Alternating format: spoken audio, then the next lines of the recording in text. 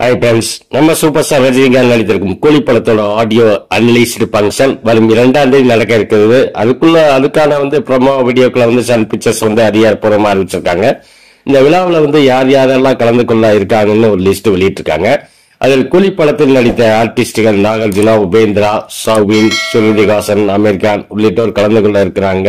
அது மட்டுமல்ல, சினிமா சம்பந்தப்பட்ட பிரபலங்கள், அரசியல் பிரபலங்கள் பங்கேற்க போறாங்க. ஆனா அது பற்றி அபிஷியலா அனௌன்ஸ்மெண்ட் வரல. தலைவர் கலந்து கொள்கிற பங்கன்னா அதில் மாசுக்கு பஞ்சம் இருக்காது. தலைவர்னாலே தலைப்புச் செய்தி தானே.